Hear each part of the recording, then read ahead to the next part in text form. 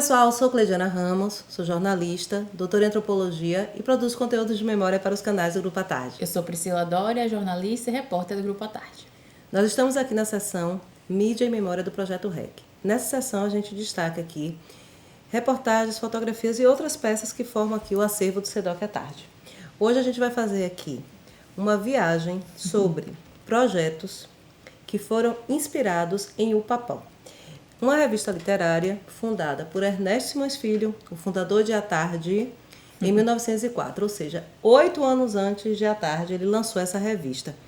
E O Papão está completando 120 anos, agora, né? E ele inspirou 3 coberturas de carnavais de À Tarde, né? Desculpe, 3 coberturas de carnaval. Então, O Papão foi a inspiração tanto na forma como no conteúdo, né? Então, aqui, por exemplo, a gente tem esse aqui do dia 25 de fevereiro de 2006. É a página de opinião, né? Se vocês já perceberem, olha a diferença em relação à página de opinião de À Tarde. Então, é um editorial, né, que já tem... O Papão, ele tinha uma linguagem satírica, né? Então, o título do editorial, por exemplo, é Papão Sem Pinto. É porque 2006 foi o ano que ficou conhecido como Verão de Padre Pinto. Foi quando o Padre Pinto teve todas aquelas performances polêmicas e ele não desfilou, ele se recolheu no carnaval. Depois do verão todo, ele se recolheu no carnaval. Então, o Papão traz, né, esse tipo, traz essa lembrança. Os artigos, né, aqui a gente tem um artigo do professor Dep Serra, A Divina Comédia Pagã, Breve Evocação. E a seção Espaço do Leitor, que eram, na verdade, aqueles recadinhos, tipo correio elegante, que se ia para a rua e pegava ali dos foliões, né? Então, está aqui esse carnaval. E o Papão era sempre temático.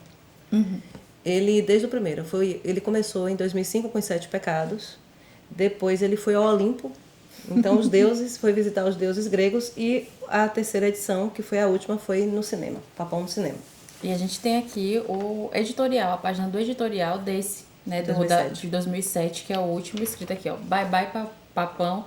E aqui as cartinhas, como você mesmo mencionou, e eu queria ressaltar essas aqui, porque tem uns recados muito interessantes que era de pessoas dando recado para famosos e cantores do carnaval. Tem uma que eu achei muito bonitinha, que é para Ivete, que Adria Oliveira, de 4 aninhos, mandou um recado para Ivete Sangalo, dizendo o seguinte: você é linda e eu gosto muito de você.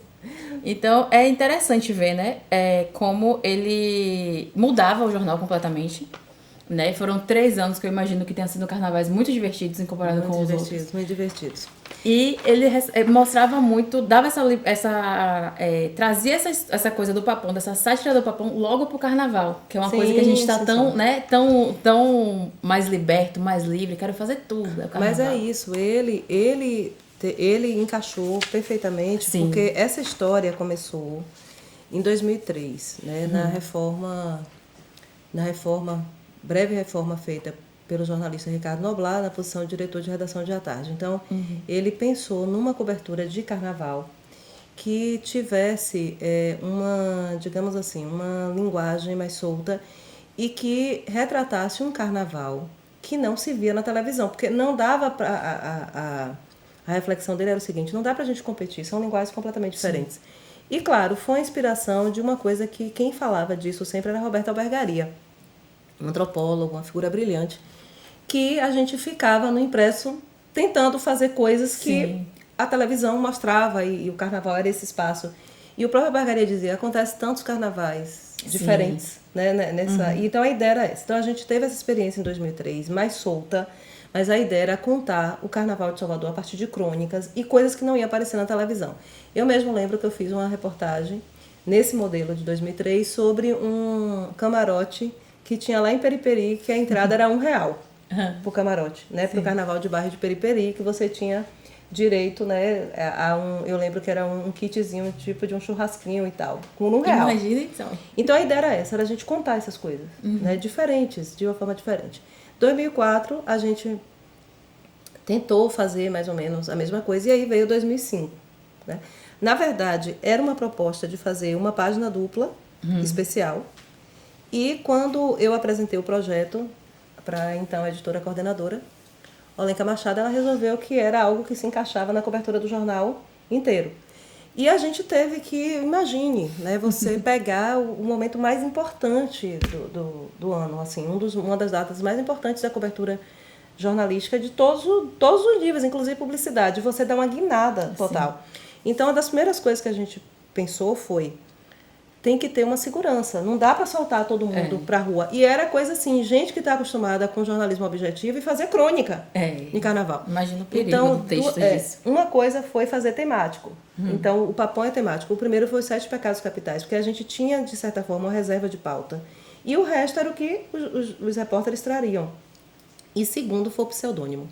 A história do pseudônimo era exatamente para que os repórteres, como num carnaval a gente não usa fantasia, então que eles estariam protegidos para usar com esse pseudônimo. A gente só revelou os pseudônimos depois. Então, assim... Qual era o seu? O primeiro eu usei com o Iubinha do Sertão. Eu fui com o Iubinha do Sertão, fui Afro Barbie, né? E outros, a gente ia mudando. Então, o barato era esse. Criou-se, né, um clima dentro da redação, porque só quem tinha controle era as chefias imediatas de cada pseudônimo. Então, os próprios colegas queriam saber quem era fulano de tal. E não sabia. Então, era muito bacana. A gente teve revelações assim, impressionantes de repórteres que tinham uma veia de cronista mesmo e que estava ali escondidinha na cobertura de hard news do dia a dia. Nossa. E ainda a gente teve casos de editores que disseram, eu quero ir para a rua. Quero ir para a rua. E foram para a rua. Secretário de redação, inspirado, fazendo texto no outro dia. O próprio editor-chefe fazendo texto também, na linguagem do Papão, né? Então foi muito bacana. Foi uma das melhores experiências que eu tive na redação de à tarde. Foi essas 3 temporadas, né, do Papão. Foi muito bacana. E aqui já foi você aproveitando ele no Tarde de Memória. Sim. Dá uma olhada aqui. Olha só, foi a Tarde de Memória de 13 de fevereiro de 2021, né? E ainda durante a pandemia. Então é contando exatamente isso, como o carnaval é tão importante que um jornal, né, como a Tarde, o grupo de comunicação à tarde, digamos assim, tem que fazer uma estrutura toda para acompanhar essa festa, né? Então, mostrando como a gente conseguiu inovar tanto na forma como no estilo. Gente, isso é muito difícil. Virar um jornal, tudo de um jornal, do ponto de vista gráfico, do ponto de vista editorial, não é uma coisa fácil. Então, aqui já foi a Tarde Memória contando a história do Papão. E tão importante que ela voltou de novo a contar, não foi isso? No ano seguinte, uma outra matéria de Senhora Clegiana sobre... Inclusive tem aqui, ó, a capa da edição de 2005, que é essa, que mostra, inclusive, como essa... Mudava literalmente todo o jornal, de como a estética, você vê aqui, formato que simboliza uma cruzinha, que é a dos 7 pecados. Sim, dos 7 pecados. Que aí mostra, inclusive, como essa mudança não era assim, que é uma coisa que é muito comum, é ter aquele caderno, né, o caderno especial, separado, sobre carnaval, aniversário de Salvador, sobre 100 anos do jornal, ou coisas assim. Mas nesse caso, nessa época, era o jornal inteiro que era modificado. Então, assim, aí você vê a gente não consegue, né, explicar aqui em palavras, assim, nesse momento, de como isso é trabalhoso. Não, para vocês como isso exige muito de toda a equipe. A gente contou a história dos 7 pecados capitais, inspirados na história de Pandora, da Caixa de Pandora. Então, o que acontece? Depois que Pandora liberta os 7, digamos assim, os monstrinhos, o que acontece? Lá no fundo do baú fica uma vozinha batendo pra sair. E Pandora tá assustadíssima, né? Vamos lá, como é que eu não vou ficar assustada depois de eu ter liberado todos os males do mundo, né? Que a história é essa, né? A curiosidade, ela desata o nó e liberta todos os males do mundo. E a vozinha, e depois ela fica assustada. Eles tampam, né? Sim. A caixa, e aí a vozinha, eu quero sair, ela não tem mais coragem. A vozinha diz, deixa eu sair. Quando ela toma coragem, já fez mesmo, né? Ela abre, é a esperança. Sim. A esperança, ela diz assim, eu venho para resolver o que meus outros irmãos fazem, né? Então a gente deixou lá a seçãozinha da esperança.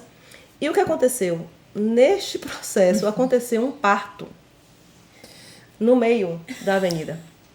Que massa. Quando estava passando o bloco Eva. Né? Então, aconteceu um parto. como é que você brinca com um parto? Num ambiente de luxúria, inveja, parará. Aí o que a gente fez? A gente pegou a sessão Esperança e botou o parto. A repórter contou maravilhosamente bem, inclusive usando trechos das músicas da banda Eva. Na época, Saulo, que era o vocalista da Eva, ficou tão emocionado que procurou a redação da tarde porque ele queria dar um enxoval. Nossa, que massa! Então, assim, foi uma experiência e tanto. Sim, a gente conseguiu. E o público embarcou na história. Né? O público ficava assim alucinado, principalmente para saber quem era cada um. Quem estava ali por trás. Né? Muito divertido. Eu, assim, foram 3 coberturas de carnaval extremamente trabalhosas, mas ao mesmo tempo divertidas. A gente se divertiu muito internamente, né? Então é isso, gente. Aqui nos canais do Grupo à Tarde sempre tem informação qualificada. Fiquem ligadas, fiquem ligados. Mais uma vez, gente, muito obrigada e até a próxima.